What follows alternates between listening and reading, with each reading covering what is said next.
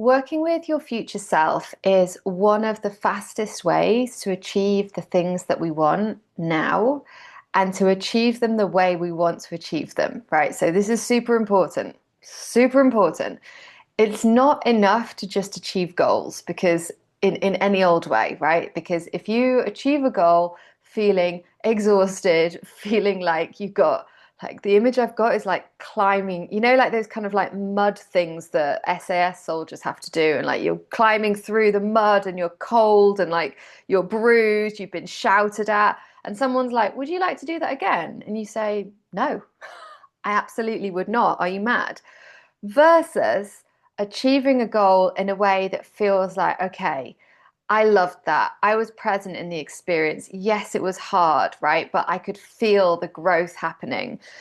I'm talking with a friend of mine at the moment who's doing a business mastermind, and I was saying to her, like, I don't know how much I'm enjoying this, to be honest, but I really want the result.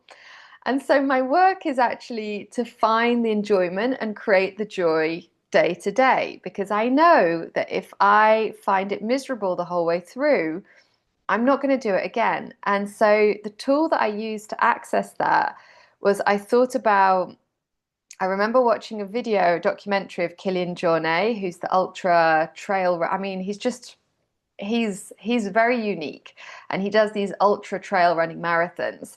And there's a video that you can see of him where he does all of the Pyrenees. I think he does 7 peaks in 7 days or something like that.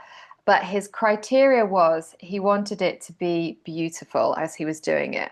And on day one, I watched him and he was crying and he was like, this is going to be really hard. But he was crying and then he was like, this is the most beautiful thing I've ever seen. And I was able to see, like, okay, this is what it can look like, right? It can be really hard. You can be at your limit and you can be experiencing joy and beauty at the same time. And how incredible. Who do you become when that's the objective? It's not about getting to the end of the race, right? Because it's about wanting to do this again and again, building your resilience, building your strength. So the future self tool is how we do that. You can really dive into this. There's lots of things you can do with it. I'm going to share just a quick exercise for you to get started today.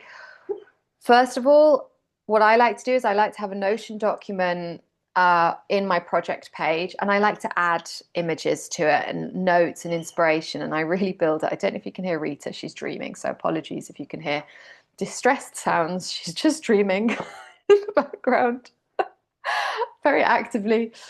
And yeah, I like to just have these little touch points with it. Sometimes what I do is I just have literally, I'll show you if you're watching this on the video, I pull out a page from a magazine that connects me with the vision. Okay, so you can see this is Project Secret Garden, it's a picture of a forest house.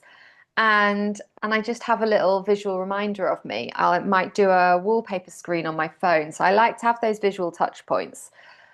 I will also record an audio of the anchor that we created a few days ago. And sometimes I'll listen to that audio in the morning before I clean my teeth, or I'll just like read the words out loud. They're just a few sentences, but it's anything that you can do that just connects you with your future self and creates that kind of warm, like nourishing, spacious feeling of, oh, it's there, right? It's there. And now we're just bringing it towards us.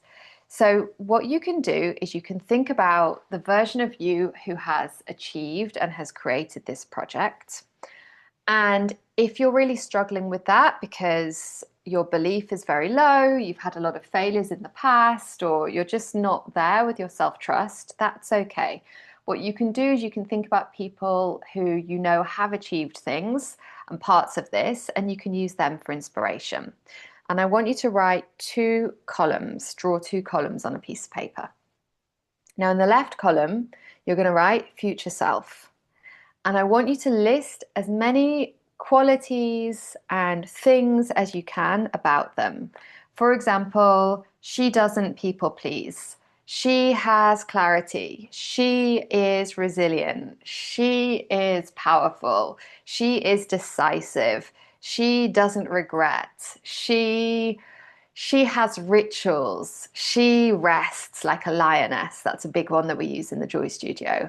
She nourishes her body. She makes space for movement. She takes time in nature. She recalibrates when she fails, right? She goes for lunch every Friday with her friends. She is guilt-free about taking time for herself. She has creative practices. Like really like go into it as many things as possible. Then take a breath, right? Take a beat. You might want to come and share it in the community and ask us some other things, like other ideas, see how people are doing things. And then in the second column, you're going to rewrite everything from the first column. Oof, money. How's her relationship with money?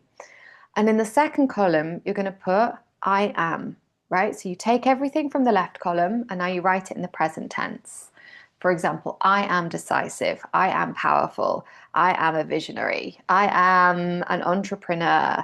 I am resilient. I am unstoppable. I am grounded. Okay. And really like go through and then practice saying these things out loud. The more you get used to saying them out loud, even if in the beginning it feels a bit wobbly, the easier it will become. And the more you train your brain to find evidence of where you really are all of those things already. Okay? Because a trick that we use in coaching is a way to identify your strengths is to do this exercise because you already have all of these parts of you because you're noticing them as the tool to create success. Otherwise, you might pick other things. What we want to do is to really protect those parts of you and help them to grow and to get stronger.